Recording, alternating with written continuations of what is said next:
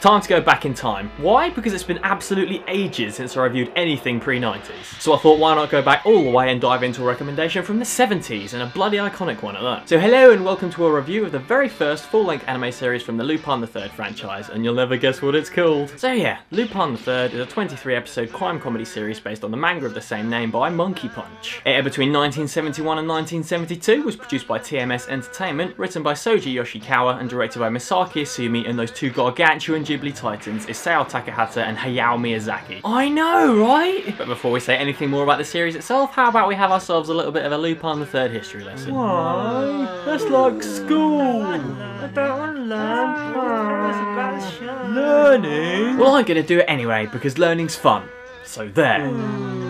So our buddy Monkey Punch first serialised his manga in 1967. This manga was originally inspired by the gentleman thief Arsène Lupin, a character created by the French novelist Maurice Leblanc, with Lupin III being written as the grandson of this character. There were some legal issues with this because Monkey Punch never actually asked permission to use that name because he's a naughty boy. Luckily though, he was able to keep the name without any major hiccups, and to cut a long story short, everything was fine and dandy in the end. Then once 1969 veered its head around the corner, an anime adaptation of this manga came into existence. This first entry into Lupin III in the anime world was but a 15-minute pilot film that didn't really have a story and simply introduced the 5 main characters of the series. And finally, as we get back on topic here, the series at hand saw the light of day in October of 1971. And because it would be all kinds of weird if it wasn't, the story of this series is of course based around the man himself, Arsène Lupin III. He's the 3rd generation member of his family's famed legacy of master thieves. His name is infamous across all law enforcement forces worldwide as being a genius tactician and indestructible outlaw who is able to get away with any crime he commits through sheer intelligence and charisma. Many of his crimes are preceded by a letter of challenge and warnings to when he's going to be taking whatever lavish item is on his agenda, and thus he is not presented to the viewer as a villain. His crimes never seem to have an impact on innocent bystanders, and anyone's getting a truly negative backlash from his actions are crooked wheeler dealers and, well, the bobbies. Now the story itself is told through a purely episodic narrative, with each episode telling a tale of another one of Lupin and his gang's brushes with the law, and this is actually mocked by the series itself, with the character Inspector Zenigata always shouting, "I'll get you next week, Lupin!" once he's failed to apprehend him for the gazillionth time. Now I have mentioned this in past reviews, but even though they are certainly growing on me, generally episodic shows don't really agree with me unless they are done damn well. And even then, I usually feel as though I need some kind of genuine development running throughout the series for me to really latch onto it. And this show had a bunch of the problems I usually get from episodic shows. Some stories were noticeably more interesting than others, leading to my enjoyment as I watched it to be a bit up and down. But saying that, this was a point purely based on my taste, and if you are one to enjoy episodic shows, then this of course will not be an issue because the individual stories themselves were hilariously brilliant. They have this great slapstick hilarity to them with some genuinely ridiculous and really quite stylish plot lines. There was a great variation to them overall, though some did feel a bit samey simply because there are limits as to what you can do with a group of people stealing something whilst a further group tried to prevent it. But there were a ton of different angles in the crimes that were committed, and often the story fell onto something different to simply what they were stealing and how they were going to do it. It was really quite exciting, and some of the obscene things that went on in fights and in car chases were absurd and silly, and I loved it. Cars would just flip over and move in impossible ways and get cut in half and keep going. No matter what it may be, if something was involved in any sort of collision, it just explodes, and Lupin is inches from death at all times, but you know he's going to be fine because he always gets out of any situation he's thrown into. He perfectly resolves every situation through completely unpredictable means, and there are even some really amusing cliches in there, like ridiculously pompous gangster villains going, "Ha ha ha, I finally have you in my grasp, Lupin III,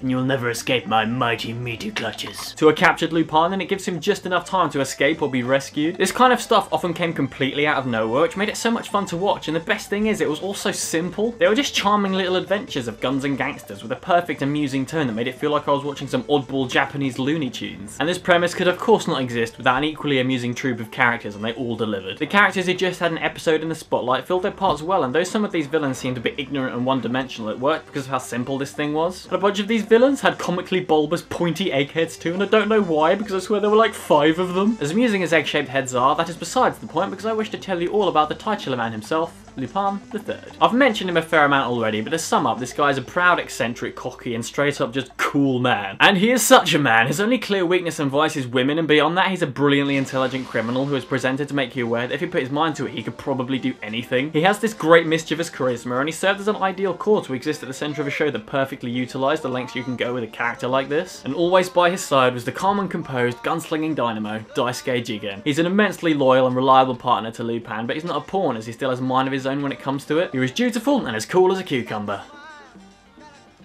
You don't really know much of the guy beyond this, so he was fairly mysterious too, so his character showed interesting merit on quite a few levels. But Jigen was certainly not as mysterious as one of the most iconic anime heroines of all time, Fujiko Mine. You never know where you stand with this woman. She's in Lupin's gang a good chunk of the time, but she's always quick to betray them and run off satisfying her own needs. She's independent, confident, and highly manipulative, but at the end of the day, she's still on their side. She'll never cross the line to deceive them to the point of no return, and she is one of them, even if her morals were highly questionable at times. She's iconic for a reason. This kind of character has shown up again and again in work since, and her role was so well written and utilised to the point where this franchise would have collapsed without what she brought to it. To round off the group that follows Lupin around like a bad smell, we have the silent samurai whose blade can cut through steel. Goemon Ishikawa the 13th. He comes from a long line of renegade samurai with immense skills, which is precisely why he's still able to hold his own in a world of guns and explosions. He's a very disciplined and honourable gentleman, and he can cut through bullets and shit, so what's not to like, right? These four aren't always on the same page and are often in some kind of feud, but as a group they had a really interesting chemistry that allowed each one of them to display the best of themselves as individuals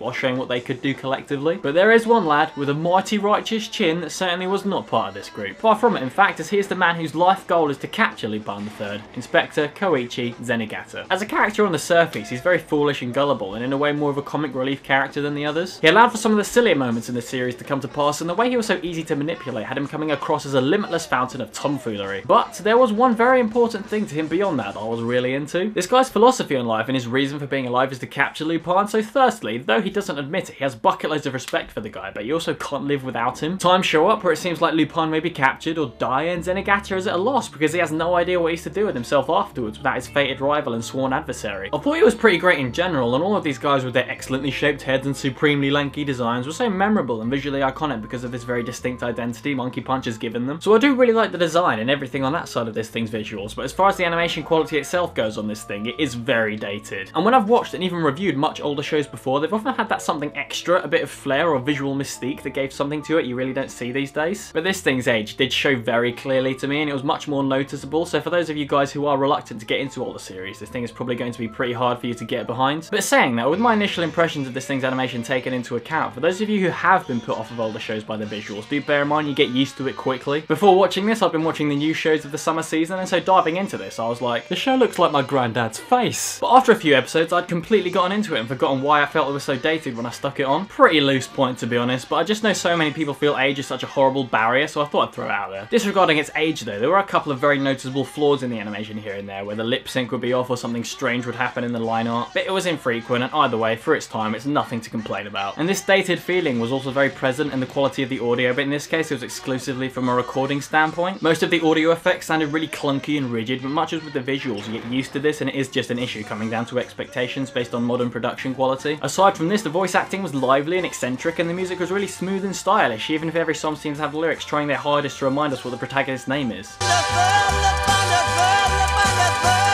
It was great stuff though, it had such a chilled out jazzy vibe to it, and there were some pieces in there that were so catchy they've been running around in my head on a loop ever since I watched it. Lupin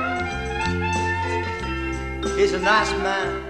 This series is so ridiculously iconic, and its influence can be seen in spades all over some of the biggest and best productions of the last 20 years. Your Bebops and your Triguns probably wouldn't exist as they are without this thing paving the way, and if you're up for 8 hours of jolly good fun, I'd highly recommend you check this out. And I had a blast with it, even though I don't generally get along with shows like this, so I shall be slinging a soulful 74% rating on the 1971 adaptation of Lupin III. In the US, this thing is licensed by Discotek Media, and in the UK, well, just import it, it wasn't very expensive. So, have you seen this show? If so, what did you think of it? And as always, like, subscribe, and feel free to drop me a recommendation of what you want me to review next. And I actually have one more question to ask you lot before I sign off today. I've kind of been thinking I want to do something more with this channel other than just whacking out a review every week, and I've had some ideas, but I'm not really sure. So seeing as you're going to be the people watching it, is there anything different you'd like to see from me? Or are you all just content hearing me natter about a different anime every week? Do let me know. But either way, I will be sure to see you next week.